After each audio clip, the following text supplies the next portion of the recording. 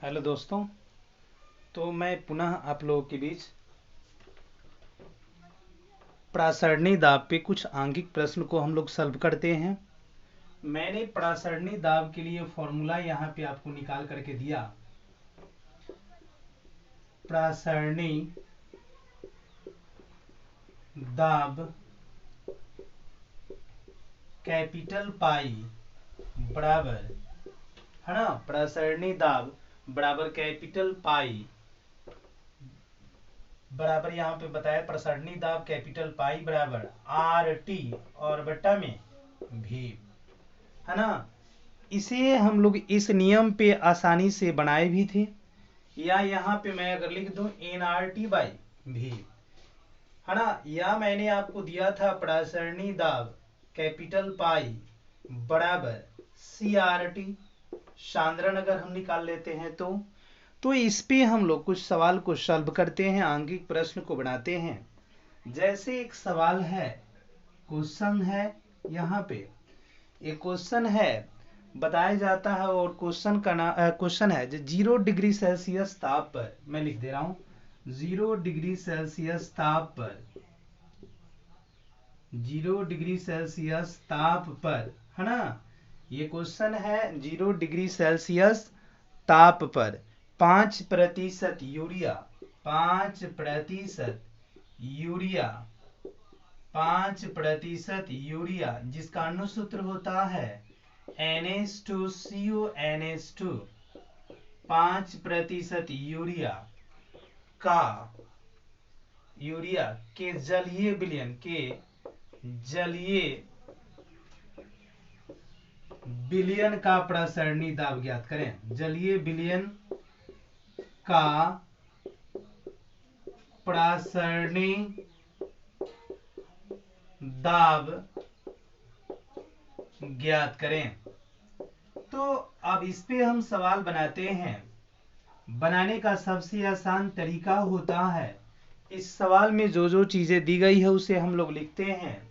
तो लिखते हैं यहां, या इसे हम इंग्लिश में भी बनाएं तो हेयर टी बराबर है 0 डिग्री सेल्सियस, जिसे हम केल्विन में बदले तो 273 केल्विन होता है ना। यहाँ पे जो है यूरिया का आणविक द्रव्यमान अगर निकालें तो सबसे पहले यूरिया का आणविक द्रव्यमान बराबर होता है, सूत्र है NH2CO NH2, NH2CO NH2। अब आसानी से बारी बारी से इसका मान रखे तो नाइट्रोजन का आणविक द्रव्यमान 14 प्लस हाइड्रोजन का 1 × 2 प्लस कार्बन का 12 प्लस ऑक्सीजन का 16, फिर नाइट्रोजन का 14 और प्लस हाइड्रोजन का 1 × 2 निकालेंगे तो 14 का 14 हो गया, ये हो गया 2, और फिर यहाँ पे +2 और प्लस 12 और 16 यहाँ पे 28, और फिर यहाँ पे प्लस 14 का 14 और प्लस में हो गया 2, तो यहाँ पे 16 यहाँ पे 32 हो गया, और प्लस 28 जोड़ देंगे, टोटल होता है 60 AMU, यानी यूरिया का आणविक द्रव्यमान हो गया 60 एटॉमिक मास यूनिट।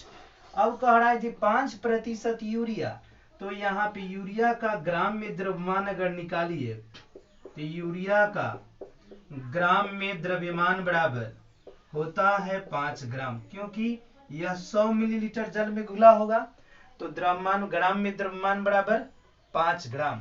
तो अब मोलों की संख्या n निकालिए तो ग्राम में द्रव्यमान बटा आणविक द्रव्यमान, यानी 5/60 यानी 1/12, ये हो गया n का वैल्यू। आयतन भी जो है 100 मिलीलीटर में 5% यूरिया घुला है, तो यहाँ पे हो गया 100 मिलीलीटर, इसे लीटर में बदले तो 100/1000 लीटर होता है। शून्य से शून्य को काटें 0.1 लीटर होता है।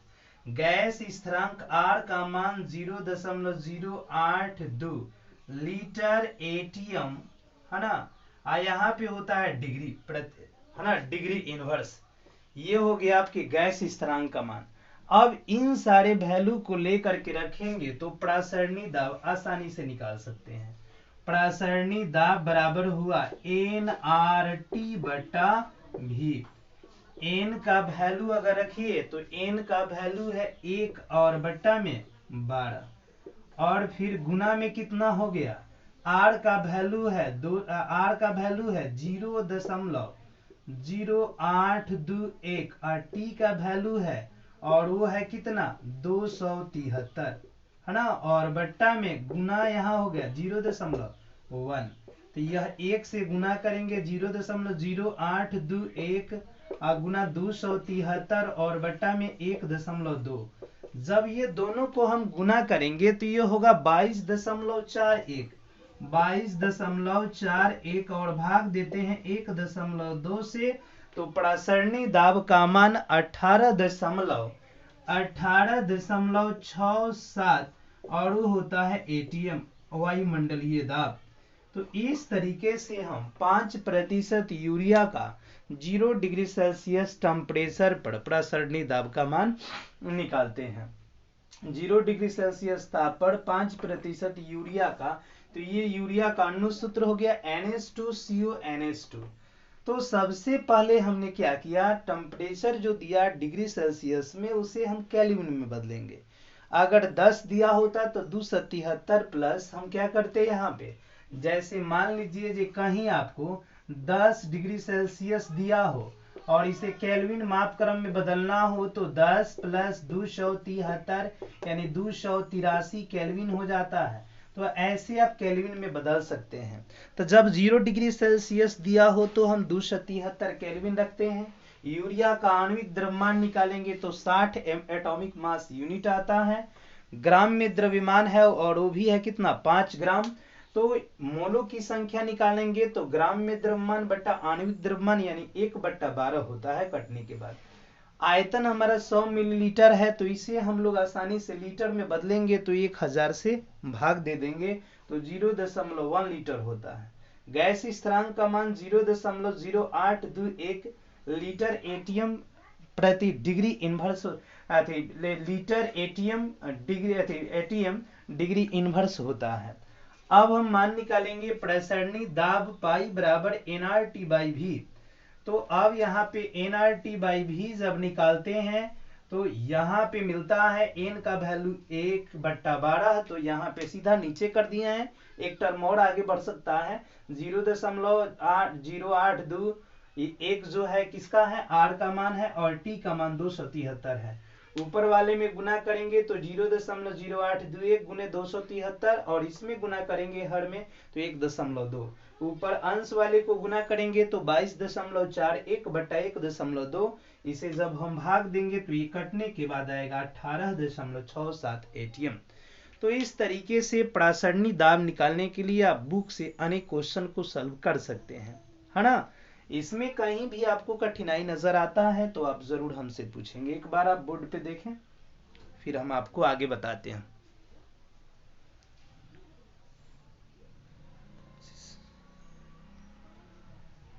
हाँ, तो अब इसके बाद अगले टॉपिक पे आते हैं हम लोग। आज प्रासरणी दाब से रिलेटेड एक मात्र टॉपिक छोटा सा रह गया है, उसको हम लोग कंप्लीट करते हैं, है ना। तो देखिए यहाँ पे मिलता है प्रासरणी दाब से एक छोटा सा टॉपिक जिसे बोलते हैं रिवर्स ऑस्मोसिस, उल्टा प्रसरण। अगला और लास्ट टॉपिक है इसका उल्टा प्रसरण, है ना, या इसे प्रतिलोम प्रसरण या इसे विपरीत प्रसरण कहते हैं। इंग्लिश में रिवर्स ऑस्मोसिस कहते हैं, है ना। उल्टा प्रसरण, प्रतिलोम प्रसरण या विपरीत प्रसरण या रिवर्स ऑस्मोसिस कहते हैं।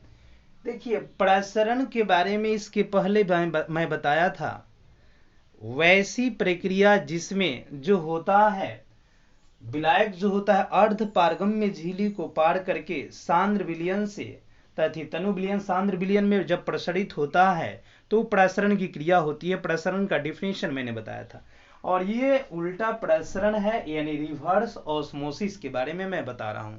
तो देखिए बताया जाता है किसी विलयन पर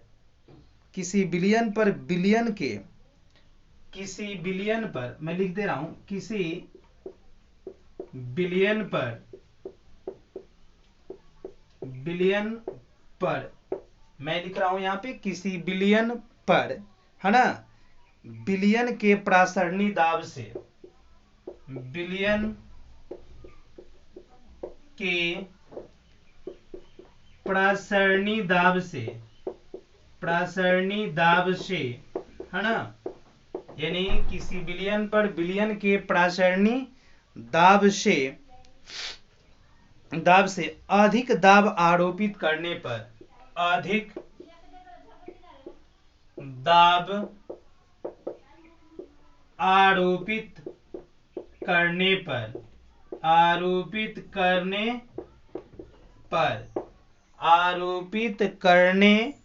पर विलयन में शुद्ध विलायक की ओर, विलयन में शुद्ध विलायक की ओर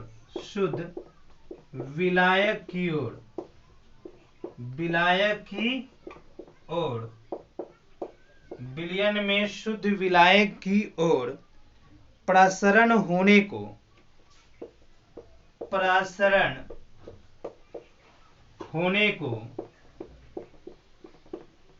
उल्टा प्रसरण कहते हैं, है ना।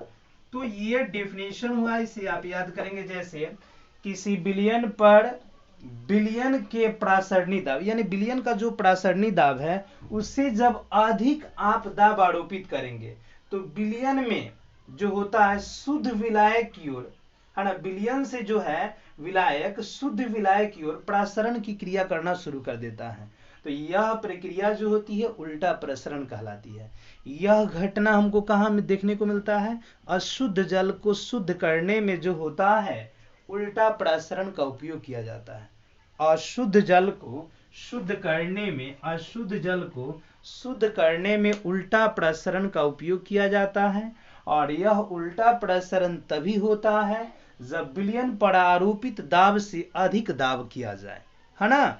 तो यह प्रसरण की क्रिया से बिल्कुल उल्टा होता है, इसलिए इसे उल्टा प्रसरण, विपरीत प्रसरण या प्रतिलोम प्रसरण के नाम से जानते हैं। एक बार और देख लेंगे, किसी विलयन पर विलयन के प्रासरणी दाब से, मान लीजिए विलयन का कुछ ना कुछ प्रासरणी दाब होगा, उससे जब अधिक दाब आरोपित करेंगे तो विलयन में शुद्ध विलायक की ओर प्रसरण की क्रिया होने लगेगी, है ना। शुद्ध विलायक की ओर जब विलयन से प्रसरण की क्रिया होने लगेगी तो इसे हम उल्टा प्रसरण कहते हैं।